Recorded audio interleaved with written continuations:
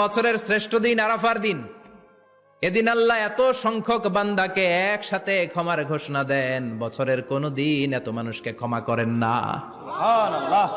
আবার শয়তান ওই দিনে এতটা লাঞ্ছিত বোধ করে, এতটা অপমান বোধ করে, বছরের কোন দিন শয়তান এত অপমানিত হয় না। এজন্য বিশ্বনবী বলেছেন, খায়রুদ দুআ দুআ ও আরাফা, সবচাইতে শ্রেষ্ঠ দোয়া আরাফার দিনের দোয়া। বিশ্বনবী বলেন, আরাফার দিনে একটা দোয়া আমি করি, আমার আগে সব নবীরা এই দোয়াটা করতেন। দোয়াটা হলো লা ইলাহা ইল্লাল্লাহ ওয়াহদাহু লা শারীকা লাহ লাহুল মুলকু ওয়া লাহুল হামদু ওয়া হুয়া আলা কুল্লি শাইইন কাদির। সুবহানাল্লাহ পড়েন। সুবহানাল্লাহ। মুখস্থ আছে না দোয়াটা? এটা পড়বেন। বিশ্বনবী আরাফার ময়দানে এই দোয়াটা পড়তেন। তাহলে বোঝা গেল বছরের সব দিন সমান না। সব দিন সমান না। বছরের সবচেয়ে শ্রেষ্ঠ দিন হচ্ছে আরাফার দিন। কোন দিন? এবার বলেন, বছরের সবচেয়ে শ্রেষ্ঠতম রাত কোনটা? কদরের রাত। ইন্না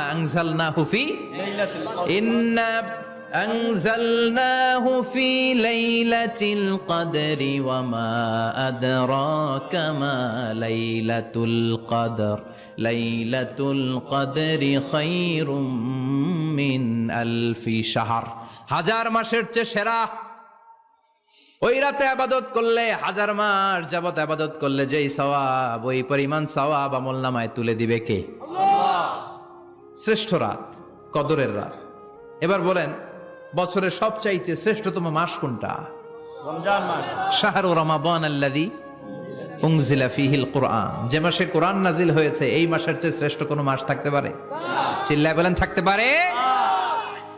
তার মানে বছরের শ্রেষ্ঠ দিন আরাফার দিন, বছরের শ্রেষ্ঠ রাত কদরের রাত, বছরের শ্রেষ্ঠতম মাস রমজান মাস। এবার বলেন, সপ্তাহের মধ্যে শ্রেষ্ঠতম দিন কোনটা? বিশ্বনবী বললেন, সাইয়্যিদুল আইয়াম, leader of the all days in the week. সপ্তাহের যতগুলো দিন আছে, 7টা দিনের সর্দার হচ্ছে ইয়াউমুল জুমা, জুমার দিন। চিল্লায় পড়েন আল্লাহু আকবার। তার মানে বছরের শ্রেষ্ঠ দিন আরাফার দিন, বছরের শ্রেষ্ঠ রাত কদরের রাত, শ্রেষ্ঠ মাস রমজান মাস, আর 7 দিনের মধ্যে শ্রেষ্ঠতম দিন হচ্ছে জুমার দিন। কোন দিন? জুমার দিন। এই সূরাতুল জুমা নিয়ে আমরা কথা শুনবো ইনশাআল্লাহ। বলেন ইনশাআল্লাহ। এটা সাধারণ দিন নয়। ফিহি খালাকাল্লাহু আদম। কালকের এই দিনটায়, এই জুমার দিনে আল্লাহ তাআলা সাইয়েদনা আদম আলাইহিস সালামকে তৈরি করেছে। সুবহানাল্লাহ। শ্রীলঙ্কা একটা পাহাড় আছে, কলম্বো থেকে অনেক দূর। ওই পাহাড়ের চূড়ায় সাইয়েদনা আদম আলাইহিস সালামের ফুটপ্রিন্ট আছে। ফুটপ্রিন্ট মানে পায়ের ছাপ। সুবহানাল্লাহ পড়েন। সুবহানাল্লাহ। এটারে বলে ফিঙ্গারপ্রিন্ট। এটারে কি বলে? পায়ের গুলারে একজনের আঙ্গুলের ছাপের সাথে একজনের আঙ্গুলের ছাপের মিল নাই। শুধু তাই না, আমার এই আঙ্গুলের সাথে এই আঙ্গুলের ছাপের কোনো মিল নাই। আয়াহসাবুল ইনসানু আল্লান নাজমা ইযামা বালা কাদিরিনা আলা আন নুসাউবিয়া বানানা। আল্লাহ বলেন, গোলাম তুমি মনে করেছো তোমার হাড্ডি গুড্ডি পচে যাবে, তোমাকে আমি একত্রিত করে আবার বানাতে পারবো না? বানানো তো অনেক দূরের কথা, আমি তো তোমার আঙ্গুলের ছাপগুলো সংরক্ষণ করে রেখেছি। চিল্লায় পড়েন আল্লাহু আকবার। 1880 সালে স্যার ফ্রান্সিস গালটন নামে একজন বিজ্ঞানী, তিনি আবিষ্কার করেছেন যে আমাদের আঙ্গুলের ছাপগুলো আলাদা, ফিঙ্গারপ্রিন্ট আলাদা। এই 10টা আঙ্গুলের একটার সাথে আরেকটার কোনো মিল নাই। এই পৃথিবীতে যদি 600 কোটি মানুষ হয়, তাহলে 6000 কোটি আঙ্গুল, একটা আঙ্গুলের সাথে আরেকটা আঙ্গুলের ছাপের মিল আছে? যারা সিগনেচার দিতে পারে না, এরা কি দেয়? টিপসই দেয়। সুবহানাল্লাহ। সুবহানাল্লাহ। কি ম্যাজিক আল্লাহ আঙ্গুলে রেখে দিয়েছে, একটা আঙ্গুলের ছাপের সাথে আরেকটা আঙ্গুলের ছাপের মিল নাই। এখন এই বায়োমেট্রিক অথেন্টিকেশনের জন্য অনেক জায়গায় দিতে হয়। ইমিগ্রেশন পাস করবেন, গিভ ইউর ফিঙ্গারপ্রিন্ট। ভিসা করবেন, Schengen visa, European visa, provide your fingerprint first. Canadian এম্বাসিতে গিয়েছিলাম, সব আঙ্গুলের আলাদা আলাদা ফিঙ্গারপ্রিন্ট রেখেছে। এখন এটা অথেন্টিকেশনের জন্য সিকিউরিটি পারপাস খুব গুরুত্বপূর্ণ। কিন্তু 1500 বছর আগে, 1880 মানে কি 200 বছর তো না, 200 বছর আগে বিজ্ঞানীরা আবিষ্কার করলো। 1500 বছর আগে সূরাতুল কিয়ামার ভিতরে ফিঙ্গারপ্রিন্টের কথা বলেছে কে? আল্লাহ। আর পায়েরটারে বলে ফুটপ্রিন্ট। এটা প্রাণীদের ক্ষেত্রে প্রযোজ্য, কারণ প্রাণীদের আঙ্গুল নাই, আছে? ওদের আছে পা। বাঘের কয় পা? কথা কয় না, 4 পা। বাঘের হাত কয়টা? হাত নাই, ওদের পা। ফলে ওদের ফুটপ্রিন্ট লাগে। সুন্দরবনে কয়টা বাঘ আছে, এটার একটা হিসাব আছে। কি করে বলে, কেমন করে হিসাব করে? বাঘের কাছে যে গুনে, চেহারা তো একরকম, একটারে 3 বার গণবে। কথা কন, কিভাবে গণে তাহলে? বাকসুমারি হয় কিভাবে?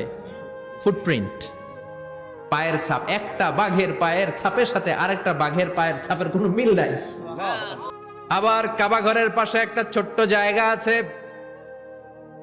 এই জায়গার মধ্যে রব্বুল আলামিন সব নবীদের পিতা সাইয়েদনা ইব্রাহিম আলাইহিস সালামের ফুটপ্রিন্ট রেখে দিয়েছেন। ওয়াত্তাখিযু মিম মাকামি ইব্রাহিম মুসাল্লা, সাইয়েদনা ইব্রাহিমের দাঁড়ানোর জায়গায় তোমরা নামাজের জায়গা করে নাও। আল্লাহু আকবার। সাইয়েদনা ইব্রাহিম আলাইহিস সালামের পায়ের ছাপ আছে কিন্তু মাকাম ইব্রাহিমে, আর সাইয়েদনা আদম আলাইহিস সালামের পায়ের ছাপ আছে অ্যাডামস পিকে, শ্রীলঙ্কার ওই পাহাড়ে। তো যেদিন আদম আলাইহিস সালামকে আল্লাহ ওখানে পাঠিয়ে দিয়েছিলেন ওই দিনটা ছিল জুমার দিন। সুবহানাল্লাহ নাই? এরপরে সাইয়েদনা আদমকে পাঠানো হলো শ্রীলঙ্কায়, সাইয়্যিদাতুনা হাওয়া আলাইহিস সালামকে পাঠিয়ে দেয়া হলো সৌদি আরবের জেদ্দা শহরে। আরবিতে জেদ্দা বা জাদ্দা মানে দাদি, জেদ্দাতুন বা জাদ্দাতুন মানে কি? দাদি। হাওয়া আলাইহিস সালাম আমাদের সবার দাদি, ঠিক কিনা? ওনার নামে এই শহরের নাম। বছরের পর বছর সাইয়েদনা আদম আলাইহিস সালাম এবং হাওয়া আলাইহিস সালাম আল্লাহর কাছে ক্ষমা চাইলেন, আল্লাহ ভুল করে নিষিদ্ধ গাছের ফল খেয়েছি, তুমি মাফ করে দাও। আল্লাহ বললেন, আদম কয়েকটা কালিমা শিখিয়ে দেব, এই কালিমাগুলো পড়ে আমার কাছে দোয়া করো, আমি কবুল করে নিব। আল্লাহু আকবার। আল্লাহ শিখিয়ে দিলেন আর বললেন, আদম পড়া, রাব্বানা যালামনা আনফুসানা ওয়া ইল্লাম তাগফির লানা ওয়া তারহামনা লানাকুনান্না মিনাল খাসিরিন। সাইয়েদনা আদম আলাইহিস সালামের তওবা কবুল করলেন। ওনার কাজ হচ্ছে তওবা কবুল করা, আমাদের কাজ গুনাহ করা, শয়তানের কাজ ওয়াসওয়াসা দেওয়া, আল্লাহর কাজ খালি মাফ করা। সুবহানাল্লাহ পড়বেন না?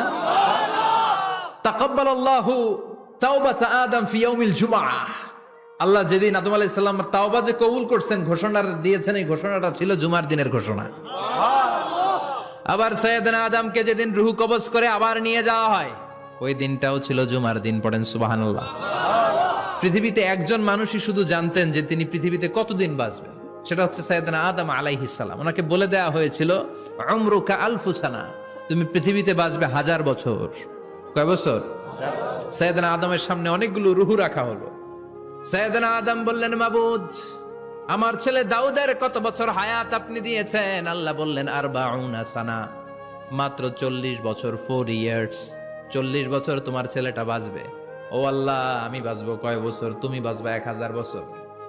সুবহানাল্লাহ। সাইয়েদনা আদম বললেন, মাবুদ এত ফুটফুটে সুন্দর আমার ছেলে দাউদ মাত্র 40 বছর দিলেন কেন? আমার এই সুন্দর ফুটফুটে ছেলেটারে মাত্র শুধুমাত্র 40 বছর কেন দিলেন? ও মাবুদ, আমার 1000 বছরের দরকার নাই, আমার 1000 বছর থেকে 60 বছর আমি আমার ছেলেরে দিয়ে দিলাম। দাউদ আলাইহিস সালাম বাঁচবে 40 বছর, তো বাপ আদম যদি আরো 60 দেয়, 40 আর 60 মিলে কত হয়? 100। ভালো হিসাব বুঝে এরা, 100। আর আদম আলাইহিস সালাম পেয়েছিলেন 1000 বছর, 60 কমে গেলে রইল কত? 940 বছর পৃথিবীতে থাকার পরে মালাকুল মাউত চলে এসেছে।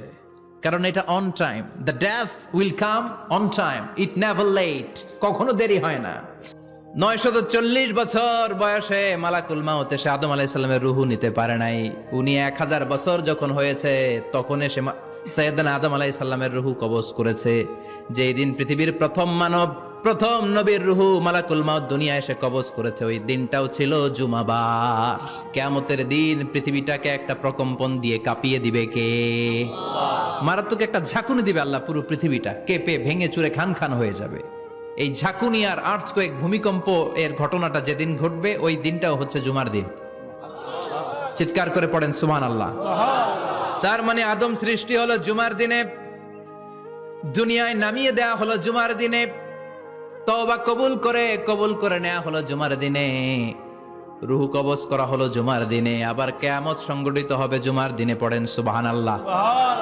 আবার বিশ্বনবী বললেন, আর রমাদান ইলা রমাদান, এক রমজান থেকে আরেক রমজানের মাঝখানে যত গুনাহ হয় মাফ করে কে? আল্লাহ। তারপরে বিশ্বনবী বললেন, আল উমরাতু ইলাল উমরাহ, কেউ যদি একবার উমরা করে পরে আবার করলে 2 উমরার মাঝখানে গুনাহগুলো মাফ করে দেয় কে? আল্লাহ। আবার বিশ্বনবী বললেন আল জুমাআতু ইলাল জুমআ কাফফারাতুন লিমা বাইনাহুমা, এক জুমার পর থেকে সামনের জুমা আসা পর্যন্ত যে সগীরা গুনাহগুলো হয় সবগুলো সগীরা গুনাহ মাফ করে দেয় কে?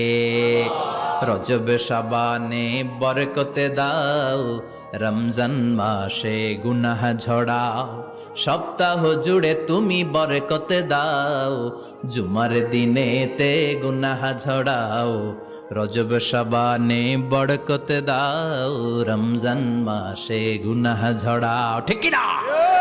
তার মানে জুমার দিন গুনাহ মাফের দিন। সারা সপ্তাহে ভুল ত্রুটি অন্যায় যা করলাম জুমার নামাজের বদৌলতে সব গুনাহ মাফ করে দেয় কে?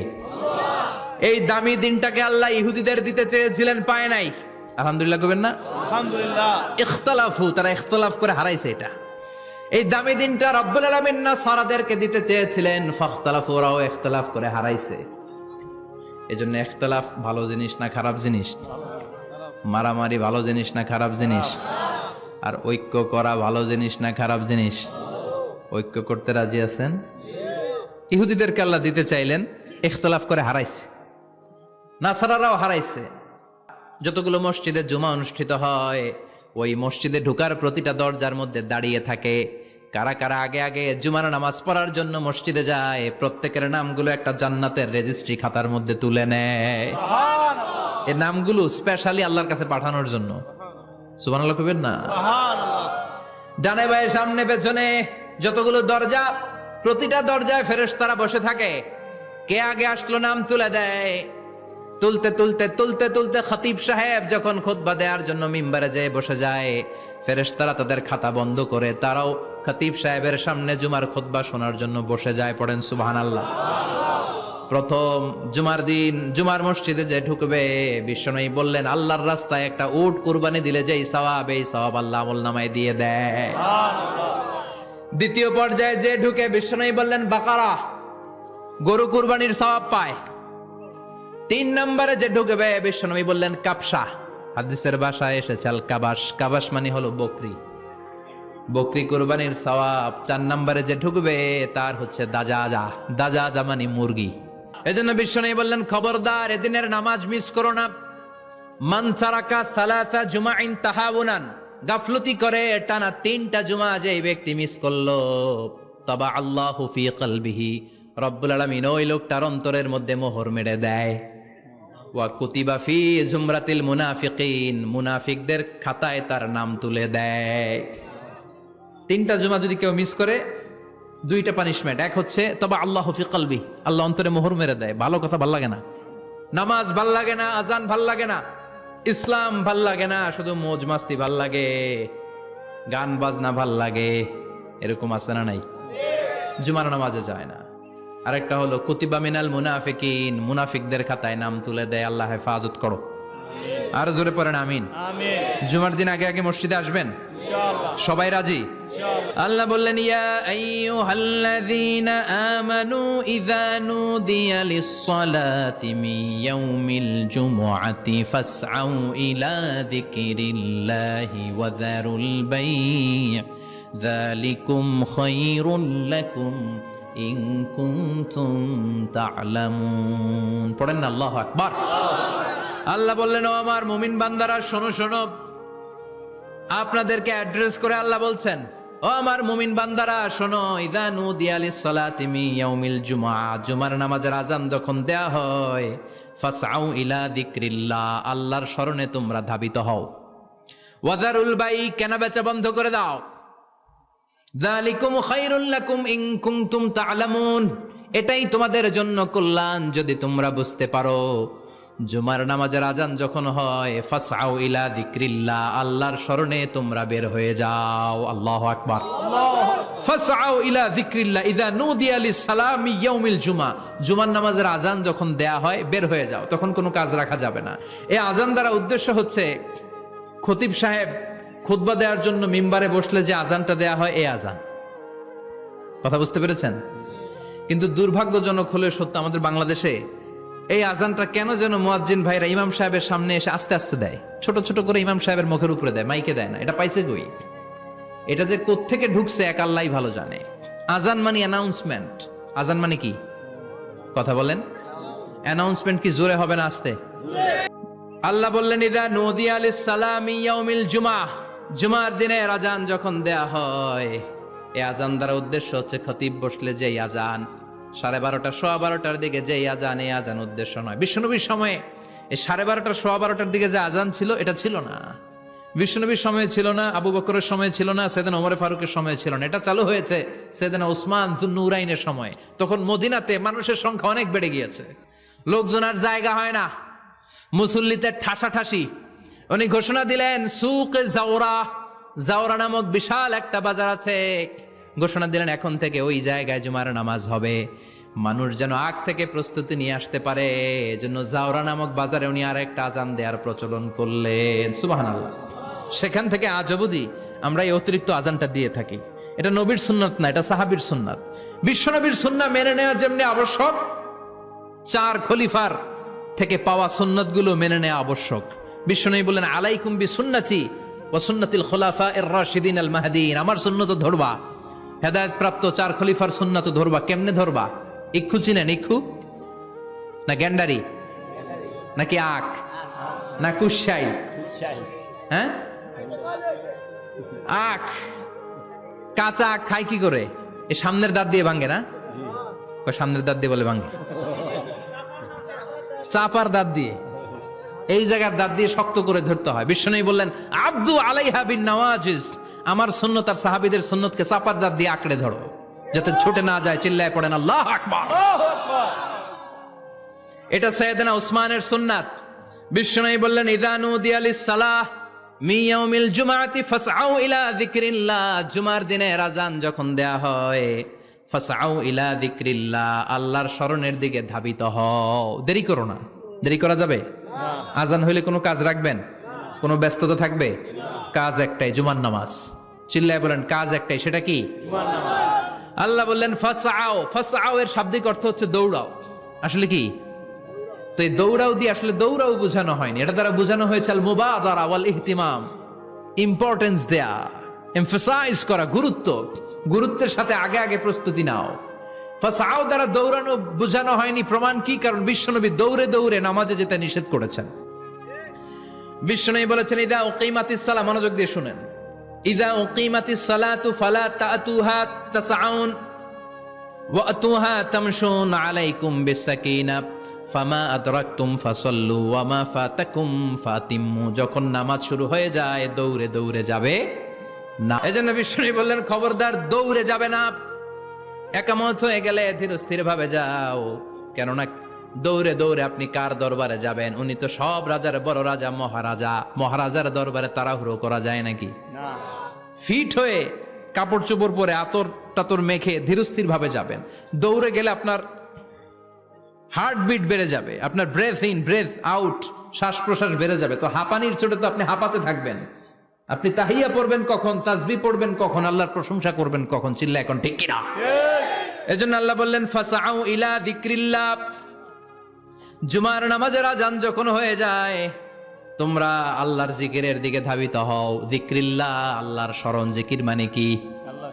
কিন্তু এই জিকির দ্বারা এই আয়াতে উদ্দেশ্য হচ্ছে আল খুতবাতাইন, জুমার 2 খুতবা। তার মানে নামাজ ও জিকির, কোরআন ও জিকির।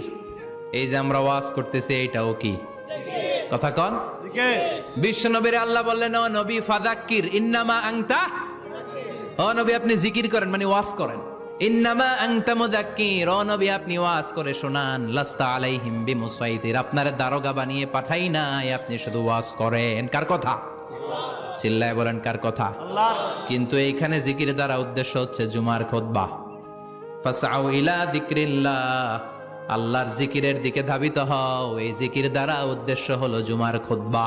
আল্লাহর স্মরণের দিকে ধাবিত হও, এটা দ্বারা উদ্দেশ্য হচ্ছে জুমার খুতবা। আল্লাহ বুঝাতে চাইলেন জুমার খুতবা যাতে মিস হয়ে না যায়। এজন্য জুমার খুতবারে যেন তেন মনে করবেন না, এটা ওয়াজিব। জুমার নামাজ যেমনি ওয়াজিব, জুমার খুতবা দেওয়াও। কথা বলেন। জুমার খুতবা ওয়াজিব, শোনা ওয়াজিব, খুতবা দেওয়া ওয়াজিব।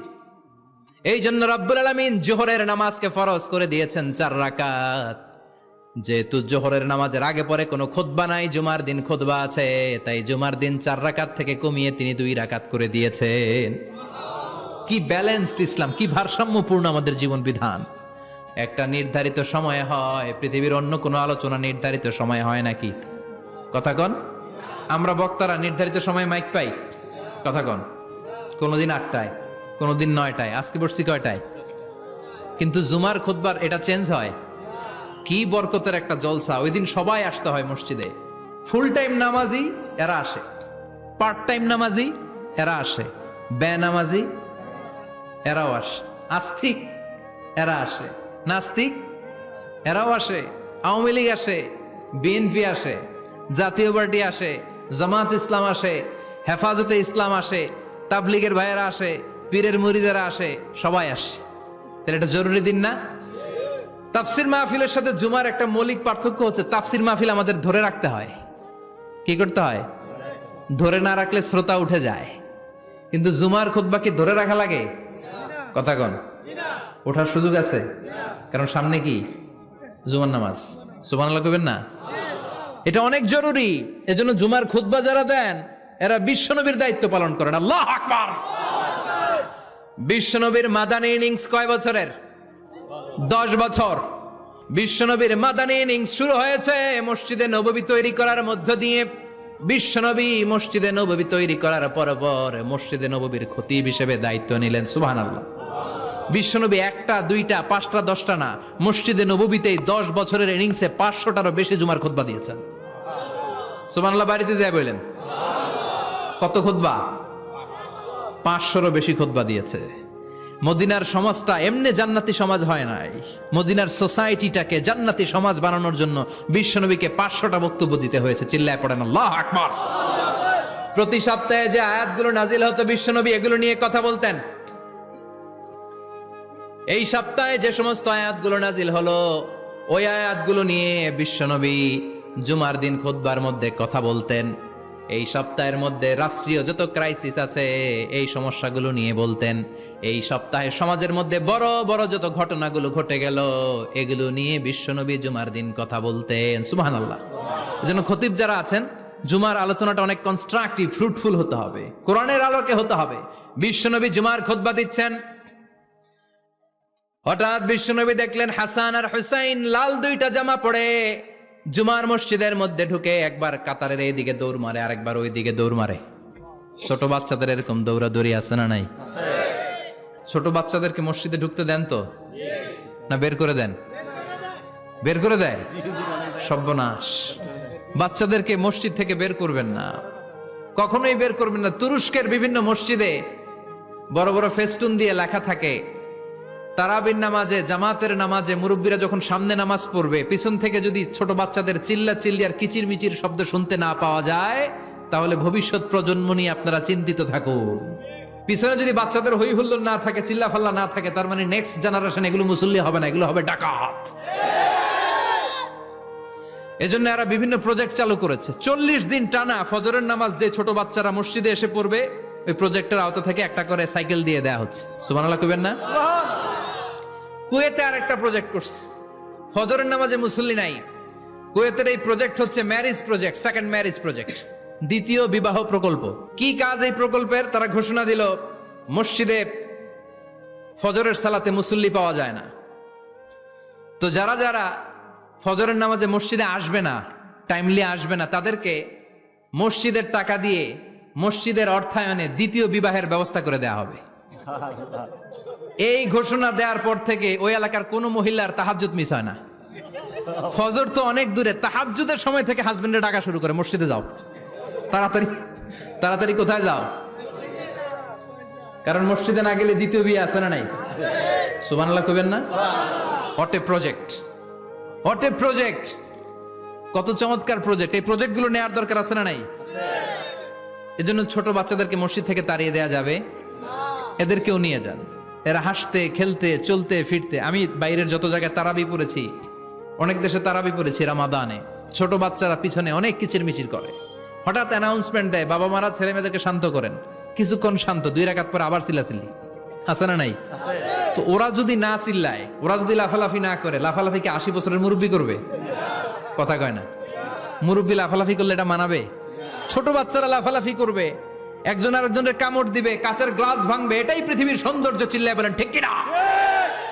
বিশ্বনবী একবার আসরের নামাজের সেজদা লম্বা করে দিলেন। সাহাবারা বললেন, নবী নামাজের পরে ধরলেন, অসুস্থ হয়ে গেলেন নাকি, অথবা কোরআনের আয়াত সেজদা অবস্থায় নাজিল হয়ে গেল নাকি? আসরের সেজদা তো এত লম্বা করতে কখনো দেখি নাই রে নবী। বিশ্বনবী বললেন, না, অসুস্থ হই নাই, কোরআনের আয়াত নাজিল হয় নাই। আমি যখন সেজদায় লুটিয়ে পড়েছি, আমার কলিজার টুকরা নাতি হাসান আমার কাঁধের উপরে চেপে বসেছে। আমি যদি সেজদা থেকে মাথা উঠাই, হাসানের কষ্ট হয়ে যাবে, তাই আসরের একটা সেজদা আমি ইচ্ছা করেই লম্বা করে দিয়েছি। কি নবী ছিল, কি মায়া ছিল নাতিদের সাথে। হাসান হুসাইন বিশ্বনবী, যে নবী হচ্ছে সব নবীদেরও সর্দার, ওই নবীরে ঘোড়া বানায়া, বিশ্বনবীর বাবরি চুল ছিল তো, ওই চুল ধরে এরকম ঘোড়া ঘোড়া খেলতো। বিশ্বনবী জুমার খুতবা দিতে দাঁড়ালেন, এক সাহাবী এসে বসে বলল, বিশ্বনবী বললেন, কম, দাঁড়াও, 2 রাকাত পড়ছো? সাহাবী কয়, না, পড়ি নাই। বিশ্বনবী বললেন, এর রাকাতেন, 2 রাকাত পড়ো।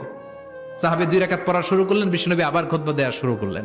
খুতবার নিরবিচ্ছিন্নতাকে ভঙ্গ করে বিশ্বনবী তাকে দাঁড়াতে বললেন, 2 রাকাত নামাজ পড়তে বললেন। তার মানে খতিব সাহেব মন গড়া শুধু খুতবা দিয়ে যায় না, ডানে বায়ে কোথায় কি হচ্ছে সবকিছু নজরে রেখে, কন্ট্রোলে রেখে, সামাজিক সব সমস্যার কথাগুলো তুলে ধরে অসামাজিক কার্যকলাপের বিরুদ্ধে হুঙ্কার দিয়ে জুমার প্ল্যাটফর্মটাকে শক্তিশালী করাই হচ্ছে একজনের খতিবের দায়িত্ব। চিল্লায় এখন ঠিক কিনা? এ কাজই করেছেন বিশ্বনবী 500টা খুতবায়। আবার বিশ্বনবী দাঁড়িয়ে খুতবা দিচ্ছেন, এক সাহাবী এসে বলেন, নবী মদিনার মধ্যে পানি নাই, অনাবৃষ্টি, দুর্ভিক্ষ, আপনি একটু দোয়া করেন যাতে বৃষ্টি হয়। কিসের দোয়া? বিশ্বনবী জুমার খুতবা থামিয়ে দিলেন, খুতবা দিচ্ছিলেন, খুতবা থামিয়ে দোয়া করলেন, আল্লাহুম্মা আসকিনা, আল্লাহুম্মা আসকিনা ইয়া গাউস আগিসনা, আল্লাহুম্মা আসকিনা গাইসান মুগীসান মারিআন মুরিআন নাফিআন গায়রা দার আজিলান গায়রা আজিল। আল্লাহ, আপনি আমাদের সাহায্য করেন, আপনি রহমত করেন, বরকত দেন, আপনি মদিনার বুকে বৃষ্টি দেন, তাড়াতাড়ি দেন, দেরি করেন না। সুবহানাল্লাহ। বিশ্বনবী দোয়া করতে দেরি, মুহূর্তের মধ্যে ঝুমঝুম করে বৃষ্টি নাজিল হয়ে মদিনাটা প্লাবিত হয়ে গেল। আকাশে মেঘ দেয় কে? বৃষ্টি দেয় কে? সবকিছু দেয়ার মালিক কে? বৃষ্টি দেয় কে? মেঘ দেয় কে? বিশ্বনবীর দোয়ার বরকতে বৃষ্টি নামলো। শুক্রবার বৃষ্টি, শনিবার বৃষ্টি, রবি সোম মঙ্গল বুধ বৃহস্পতি শুক্র, এর পরের শুক্রবার পর্যন্ত টানা বৃষ্টি হলো। কারণ বৃষ্টির দোয়া করছে, বৃষ্টি বন্ধ আর দোয়া তো করে নাই, চলতেছে। আল্লাহ কইছে, নবী চাইছেন দিতেছি, না করলে থামামু। সুবহানাল্লাহ কইবেন না? বৃষ্টি হইতে হইতে মদিনায় বন্যা, মরুভূমির দেশ, কি পরিমাণে হেভি রেইনফল হলে মরুতে বন্যা হয়। সুবহানাল্লাহ পড়বেন না? আবার বিশ্বনবী পরের জুমাবারে খুতবা দিচ্ছেন, ওই সাহাবী এসে হাজির, এসে বলে, ও নবী, আর বৃষ্টির দরকার নাই। যে বৃষ্টির দোয়া করতে বলেছিল সে এসে বলে, আর কিসের দরকার নাই? চিল্লায় বলেন, কিসের দরকার নাই? ও নবী, আর বৃষ্টির দরকার নাই, এবার বৃষ্টি বন্ধের দোয়া করেন। বিশ্বনবী আবার হাত তুলে বললেন, আল্লাহুম্মা হাওয়ালাইনা ওয়ালা আলাইনা, মানে আল্লাহ, আপনি বৃষ্টি দেন, তবে এই এলাকায় না, ডানে বায়ে সামনে পেছনে চারদিকে দেন। সাহাবীরা মসজিদ থেকে বের হয়ে দেখে মদিনার চারদিকে এরকম গোল একটা চাকতি, এই চাকতি দিয়ে নীল আকাশ দেখা যায়, আর ডানে বায়ে সামনে পেছনে প্রচন্ড ঝড় ঝন্ডার বৃষ্টি। মদিনার আকাশে এক ফোঁটাও বৃষ্টি নাই। চিল্লা এখন সুবহানাল্লাহ। এগুলো হচ্ছে বিশ্বনবীর খুতবার বরকত। 500টা খুতবা দিয়েছেন, এজন্য খতিব সাহেবরা ভালো করে খুতবা দেওয়ার দরকার আছে না নাই? আল্লাহ বললেন, ইযা নুদিয়া লিস-সালাতি মিন ইয়াউমিল জুমআতি ফাসআউ ইলা যিকিরিল্লাহি ওয়া যারুল বাই।